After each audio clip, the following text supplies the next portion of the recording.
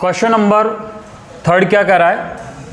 शीर्षों 0,-1, 2,1 और 0,3 वाले त्रिभुज की भुजाओं के मध्य बिंदु से बनने वाले त्रिभुज का क्षेत्रफल ज्ञात कीजिए।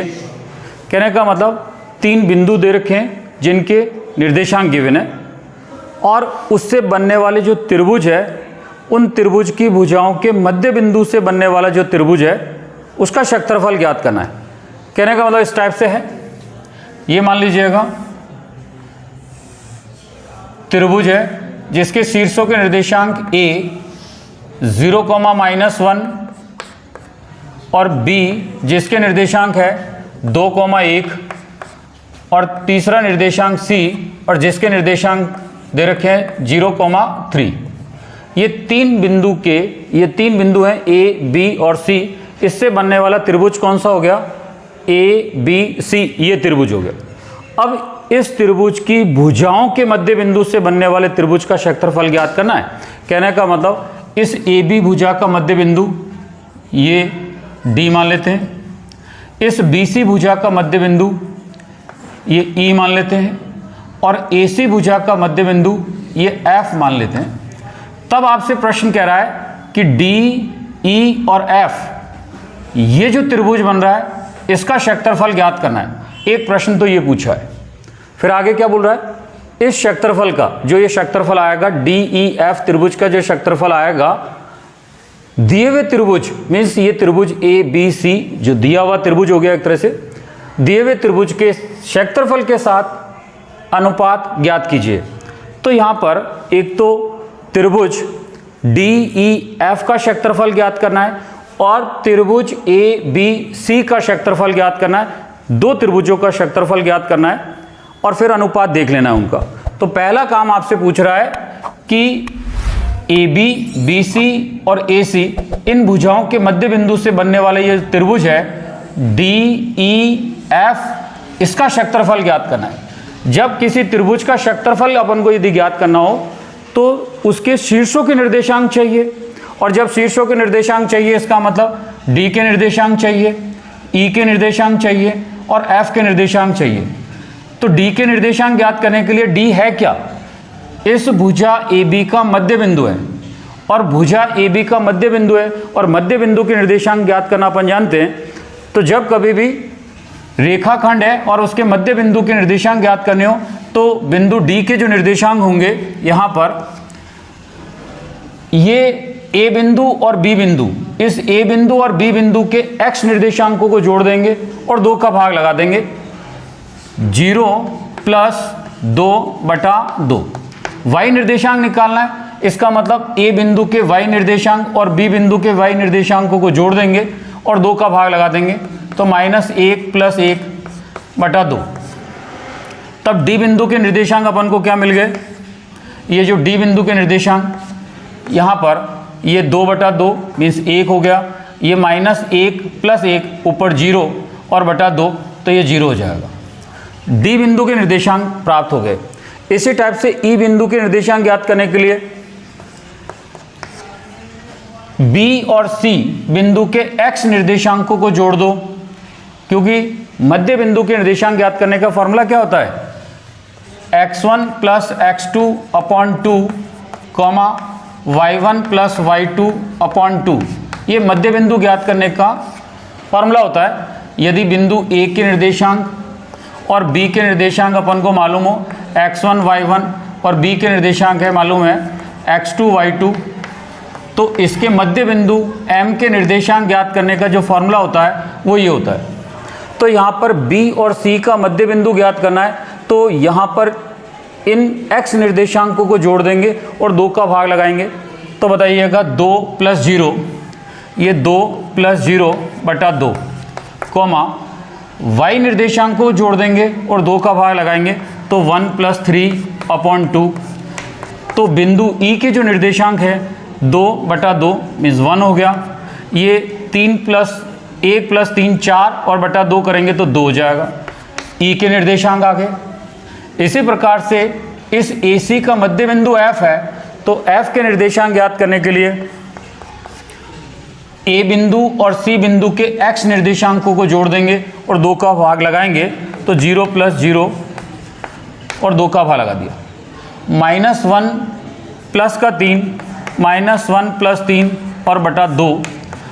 0 + 0 0 ही हो जाएगा। 0 में 2 का भाग लगाएंगे तो क्या आएगा 0 और माइनस के 1 और प्लस के 3 तो ऊपर आ जाएगा प्लस के 2 और उसके अंदर 2 का डिवाइड करेंगे तो 1 आ जाएगा।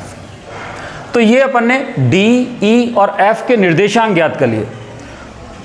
अब आपको क्या करना है, जब ये निर्देशांक अपन को मिल गए तो त्रिभुज डी, ई और एफ का क्षेत्रफल ज्ञात करना है।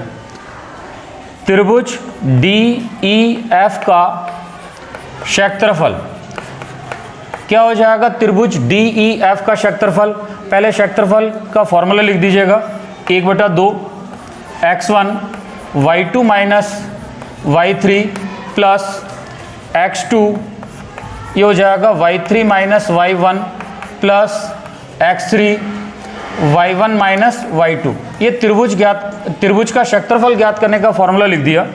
ये हो जाएगा 1/2 x1 की वैल्यू अपने लिए ये x1 y1, ये हो जाएगा x2, ये y2, ये होगा x3, ये y3। क्योंकि डी, ई, एफ त्रिभुज का क्षेत्रफल ज्ञात करें और उनके शीर्षों के निर्देशांकों को अपन ऐसे डिनोट कर दिए। x1 कौन है 1, x2 जो है ये y2 minus y3, y2 minus y3 तो हो जाएगा 2 - 1 प्लस x2 जो है वो 1 है, y3 माइनस y1, y3 की वैल्यू 1 माइनस y1 की वैल्यू 0 प्लस x3 की वैल्यू 0 और into y1 minus y2, y1 minus y2 तो हो जाएगा 0 - 2। जब इसको सॉल्व करेंगे तो 1/2 तो ये हो गया, ये 1, ये यहाँ से भी 1 आ जाएगा, ये 1 और यहाँ से भी 1 आ जाएगा। 0 से मल्टीप्लाई करेंगे तो ये कम्प्लीटली क्या हो जाएगा 0। ये 1/2, ये 1 प्लस 1, ये 2/2 और 2/2 का मतलब कितना हो जाएगा 1 हो जाएगा। तो त्रिभुज डी, ई, एफ का क्षेत्रफल अपने पास 1 वर्ग इकाई हो गया ना, क्या हो जाएगा वर्ग इकाई, ऐसे लिख देते हैं वर्ग इकाई। यदि सेंटीमीटर में होगा तो सेंटीमीटर स्क्वायर हो जाएगा, मीटर में होगा तो मीटर स्क्वायर हो जाएगा, इसलिए वर्ग इकाई लिख देते हैं। तो ये तो त्रिभुज ए, बी, सी की भुजाओं के मध्य बिंदु से बनने वाले त्रिभुज का क्षेत्रफल आया। अब यहाँ पर सेकंड जो पार्ट में क्वेश्चन पूछ रहा है वो कह रहा है कि इस क्षेत्रफल का, कहने का मतलब ये जो अभी अपन ने क्षेत्रफल निकाला है डी, ई, एफ त्रिभुज का जो क्षेत्रफल निकाला है, इस क्षेत्रफल का दिया हुआ कौन सा त्रिभुज हो जाएगा ए, बी, सी, दिए हुए त्रिभुज के क्षेत्रफल के साथ अनुपात ज्ञात करना है। जब अनुपात ज्ञात करना है तो दूसरे वाले त्रिभुज का क्षेत्रफल भी अपन को मालूम होना चाहिए। तो यहाँ पर त्रिभुज ए, बी, सी का क्षेत्रफल भी ज्ञात करेंगे और फिर अनुपात लेंगे, फिर देखेंगे क्या आएगा। तो त्रिभुज ए, बी, सी का क्षेत्रफल, फॉर्मूला तो मालूम है, यहाँ वैल्यू सब्स्टिट्यूट करेंगे तो 1/2 x1। जब यहाँ पर ए, बी, सी का क्षेत्रफल ज्ञात कर रहे हैं तो ये x1 होगा, ये y1, ये x2, ये y2 और ये होगा x3, ये y3। तो x1 मीन्स कितना हो जाएगा 0 into y2 minus y3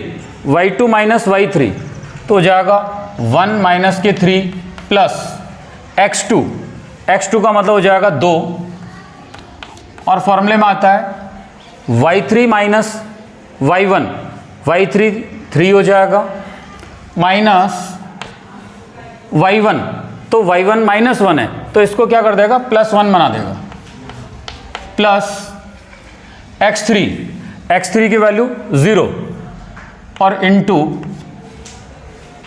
y1 minus y1 की वैल्यू कितनी है -1 और माइनस y2 की वैल्यू कितनी है 1।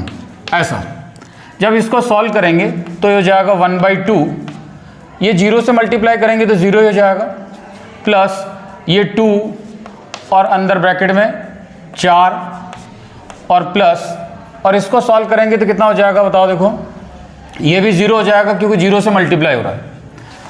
यहाँ हो गया 1/2, अंदर 8 को 4 से भाग, ये 2 से भाग लगा देंगे, कितना हो जाएगा 4।